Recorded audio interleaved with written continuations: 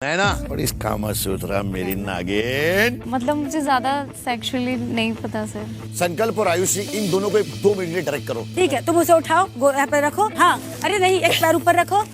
ये reality show है या सॉफ्ट पॉर्न। एजाज खान के इस शो की क्लिप काफी ज्यादा वायरल हो रही है ट्विटर पे और काफी जगह। उल्लू ऐप के इस शो में कंटेस्टेंट्स को फोर्स किया गया to perform sex positions and now FIRs are flying. बनती है भाई totally. When does bold content like this became so normal कि हमें ज्यादा फर्क ही नहीं पड़ता और ऐसी चीजों को हमने वायरल भी कर दिया। और इस वायरल क्लिप ने एक लीगल वॉर भी छेड़ दिया है और मुझे लगता है ये एक सिर्फ शुरुआत है। इस रियलिटी शो की बात करें तो इसका नाम है हाउस अरेस्ट और ये उल्लू ऐप पर अवेलेबल है। अब जो क्लिप वायरल हो रही है उसमें कंटेस्टेंट को बोला जा रहा है to perform sex positions on camera. अब ये सिर्फ बोल्ड कंटेंट नहीं था, ये प्रेशर, डिस्कम्फर्ट और कंसेंट के नाम पर तमाचा था। और अब इस कंट्रोवर्सी का नाम है FIR, National commission for Women के समन्स और पॉलिटिकल आउटरीच। तो चलिए पूरा मैटर समझते हैं from this viral video to legal action.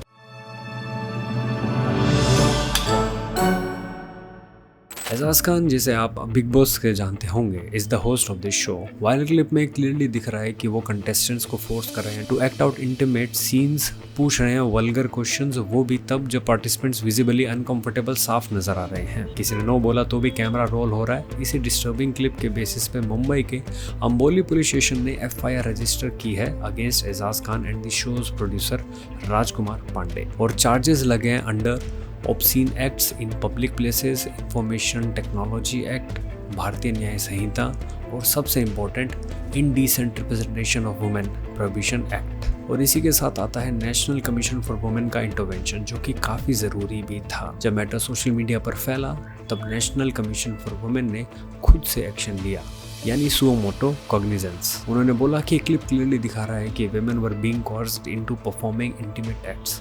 उन्होंने उल्लू ऐप को डायरेक्टली टारगेट किया, बोला कि वे promoting vulgarity and violating consent. NCW यानी नेशनल कमीशन फॉर वुमेन ने एजाज खान और उल्लू के CEO वैभव अग्रवाल को 9 मई को समन भी किया है। और ये चीजें सिर्फ समन्स तक ही लिमिटेड नहीं है, अब ये एक नेशनल कॉन्वर्सेशन बन गया है। बट इट्स रियली सैड कि जस्ट अभी पहलगाम मैटर हुआ है एंड नाउ इतनी जल्दी people have completely shifted to this. जैसे कि शिवसेना MP प्रियंका चतुर्वेदी ने रेज किया ये issue in the parliament committee. उनका सवाल सिंपल था, इंफॉर्मेशन एंड ब्रॉडकास्टिंग मिनिस्ट्री ने 18 OTT एप्स बैन किए ऑब्सीन कंटेंट को लेकर, तो उल्लू और ओल्ड बालाजी बच कैसे गए? और इनका ये क्वेश्चन कंप्लीटली वैलिड है। उन्होंने X यानी ट्विटर पे लिखा that why were the biggest players in the space given a free pass. उनका टारगेट था INB मिनिस्ट्री, जो अब तक इस मैटर पे साइलेंस मेंटेन किए हुए है। और तो और BJP MP निशिकांत दुबे, जो स्टैंडिंग कमेटी के चेयरमैन हैं, उन्होंने भी बोला this will not do, action will be taken. अब सबसे बड़ा सवाल आता है कंटेंट वर्सेस कंसेंट। या आप भी बताओ मुझे कमेंट्स में कि ये रियल कंटेंट था या कंप्लीटली एक्सप्लॉयटेशन। साथ ही उल्लू ऐप के हाउस अरेस्ट शो में कंटेस्टेंट्स क्लियरली अनकंफर्टेबल नजर आ रहे हैं, तो प्रोड्यूसर्स की आंखें क्यों नहीं खुली इस चीज को लेकर? या ये सवाल हमसे ही है कि भाई जनता तो यही पसंद करती है, या रियली हम यही पसंद करते हैं? क्या उनको ब्रीफिंग दी गई थी? क्या प्रॉपर कंसेंट लिया गया था,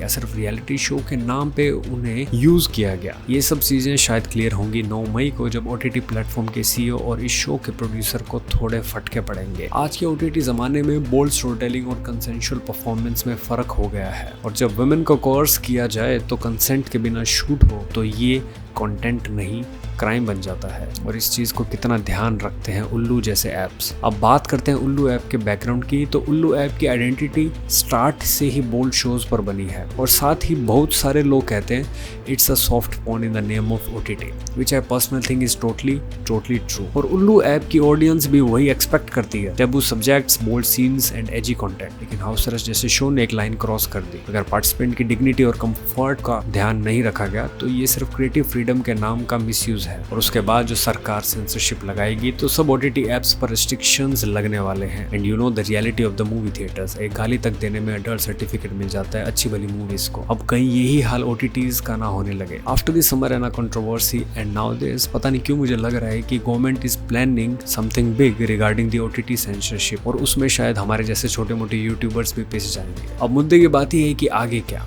सिंपली करंट स्टेटस ये है कि शो को प्लेटफॉर्म से हटा दिया गया है, FIR रजिस्टर हो चुकी है, NCW समन्स भेजे जा चुके हैं, पॉलिटिकल और पब्लिक आउटरीच हाई पर है। अब एजाज खान और प्रोड्यूसर को जवाब देना पड़ेगा, लीगली और पब्लिकली भी। लेकिन ऐसे आउटरीच के नाम पर ये फेमस हो जाते हैं खामखा। जैसे कैरी मिनाटी वाला जो किस्सा हुआ, उसके बाद में ये थोड़ा सा लाइमलाइट में आया और उसके बाद में कंट्रोवर्सी और हुई। बट एक रियलिटी ये भी है कि हमारे एजाज भैया इलेक्शंस में खड़े हुए हैं अपने 5.7 मिलियन इंस्टाग्राम फॉलोअर्स को देखते हुए, लेकिन रियलिटी में भाई को वोट्स मिले गिनती के 155 भाई इससे ज्यादा लोग सोसाइटी के इलेक्शंस में ले आते हैं, मैं सही बात बताऊं तो। एनीवे, बात करें इस मैटर की तो इस केस का आउटकम बहुत इंपॉर्टेंट होगा, क्योंकि ये प्रेसिडेंट सेट करेगा कि OTT प्लेटफॉर्म्स कितना फ्रीडम ले सकते हैं। और अब इस मैटर की बड़ी पिक्चर ये है कि आखिर में सवाल सिर्फ एजाज खान या उल्लू का नहीं है, सवाल ये है कि क्या ऐसे शोज का एग्जिस्टेंस जस्टिफाइड है?